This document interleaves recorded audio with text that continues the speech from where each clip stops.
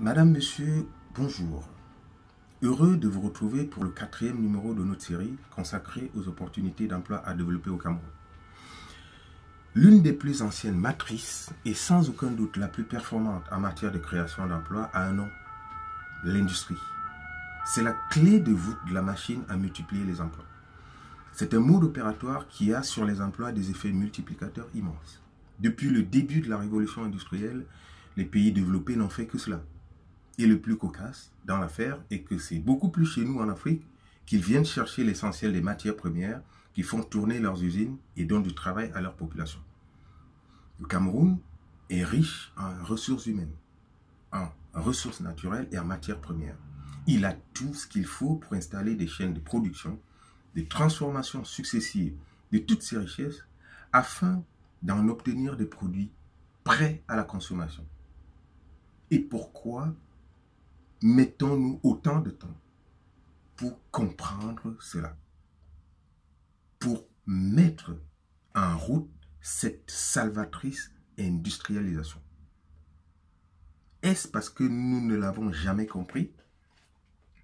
Est-ce parce que nous ne sommes pas à la base un peuple industrieux? Est-ce parce que nous avons une mentalité assez singulière, celle-là qui nous rend spectateurs de nos propres vies au lieu d'en être des acteurs majeurs?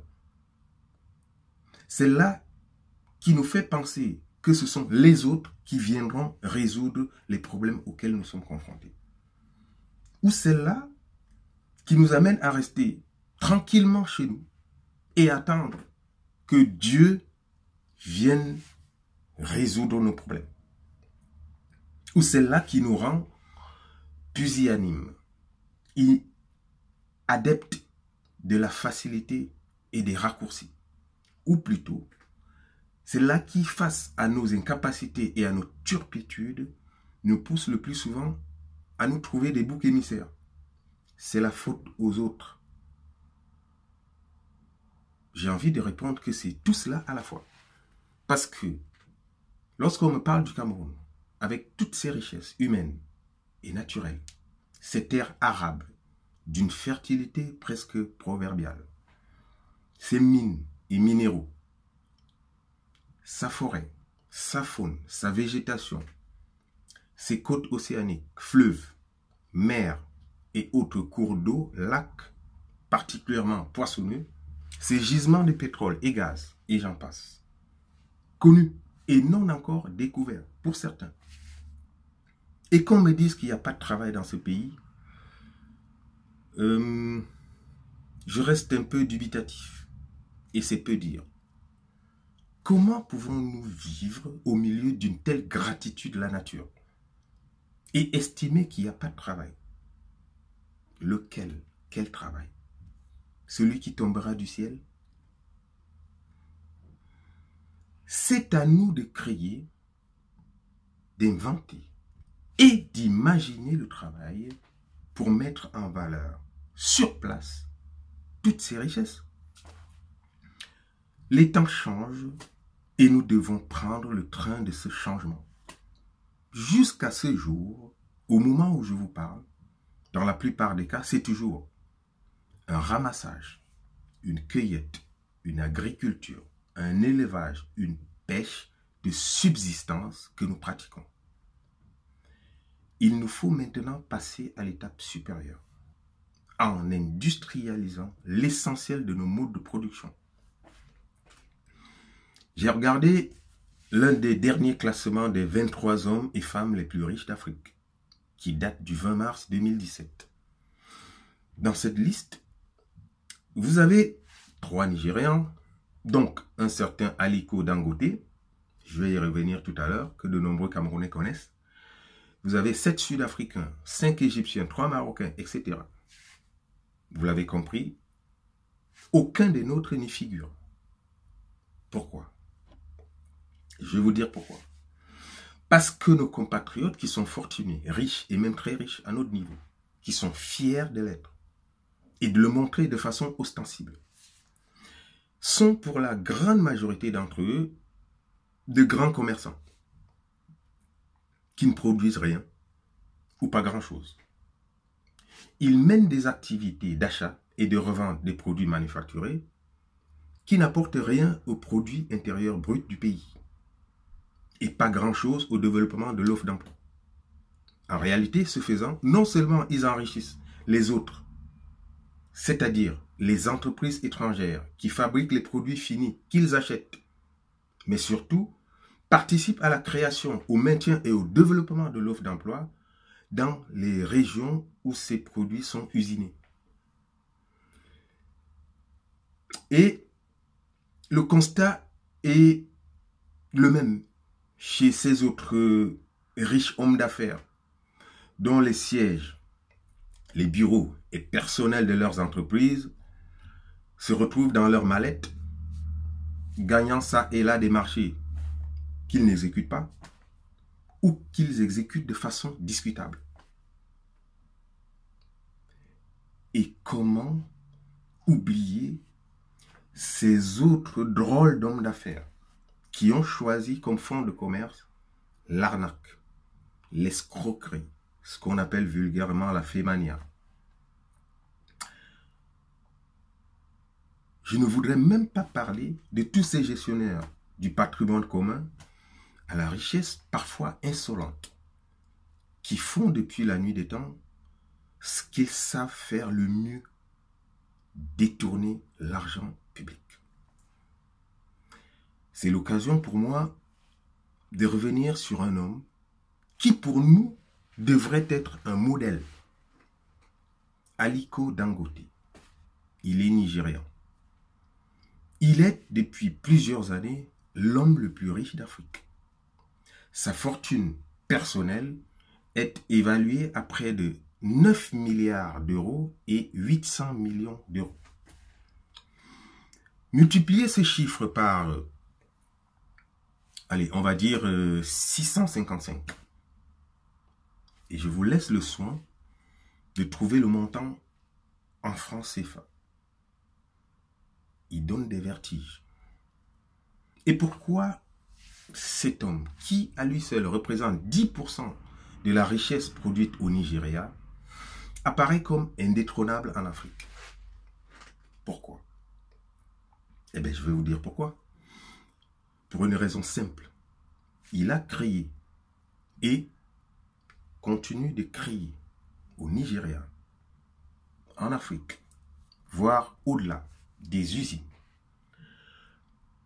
Non pas pour importer les produits manufacturés et les vendre, mais pour opérer des transformations successives sur place des ressources naturelles et matières premières qui abondent autour de lui. Il s'est lancé dans les affaires grâce à un prêt, entre autres, de 500 000 naira, c'est-à-dire à peu près 1 500 000 francs CFA de son oncle. Je le rappelle parce que beaucoup de nos compatriotes vont mourir au Maghreb avec en poche au départ de l'aventure, le plus souvent 2, 3, voire 4 fois ce capital. Dangote a investi dans beaucoup de secteurs, parmi lesquels les raffineries de pétrole. Pour info, le pétrole est non seulement la première source d'énergie au monde depuis 1950, mais aussi la principale matière première de l'industrie pétrochimique, à l'origine d'un nombre impressionnant de produits dérivés. On parle de près de 6 000. Des matières plastiques aux peintures, en passant par les cosmétiques, les produits pharmaceutiques, tout y est. Il a également investi dans les usines de fabrication du ciment, qui est en fait l'activité principale de son groupe, dans plusieurs pays en Afrique, parmi lesquels le Cameroun. Et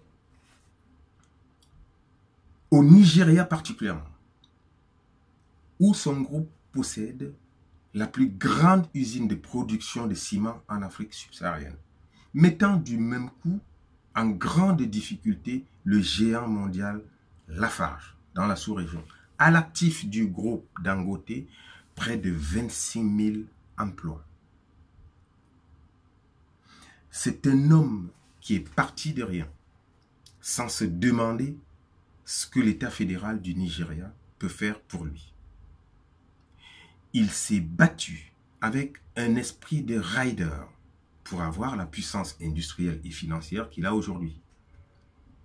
Il n'a pas passé sa vie à se focaliser sur les successifs présidents du Nigeria en les rendant responsables de tous les maux de son pays, en leur souhaitant, voire en leur prédisant la mort, comme le font de nombreux Camerounais à l'endroit de leur chef d'État. C'est quand même incroyable. Je croyais avoir déjà tout vu et entendu dans ma vie, mais il n'en est rien. Eh bien non. Il y a même qui prophétise la mort de Paul Biya en 2018. Qu'est-ce que c'est que ces conneries? Si ce n'est pas de la folie, c'est quoi? C'est quoi ça? Comme si le départ de Paul Biya ou même sa mort, que beaucoup souhaitent ardemment, fera par miracle du Cameroun un paradis. Le développement du Cameroun n'est pas l'affaire du seul président de la République. Qui nomme des gens pour faire leur travail et qui, pour la plupart, font autre chose. Le développement du Cameroun, c'est l'affaire de tous. Pardonnez-moi, mais je pense qu'il serait certainement plus intéressant pour nous d'apporter chacun une pierre, fût-elle minime, à l'édification d'un Cameroun meilleur. Et nous pouvons y arriver si tout le monde met la main à la pâte. Comme tous les Rwandais le font aujourd'hui pour leur pays. Vous avez vu un peu ce qu'est le Rwanda aujourd'hui? Ou l'Éthiopie?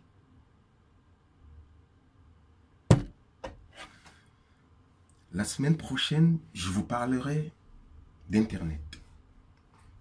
Une invention particulièrement révolutionnaire qui a ouvert un boulevard en termes d'opportunités multiples. Et encore une fois, malheureusement, au moment de sa création, leurs auteurs étaient loin, très loin de s'imaginer qu'ils venaient de mettre au monde un outil que les esprits maléfiques ont transformé en un monstre terrifiant. Mon nom est Alain Bengono Gandhi. Bonsoir. Bonsoir à tous.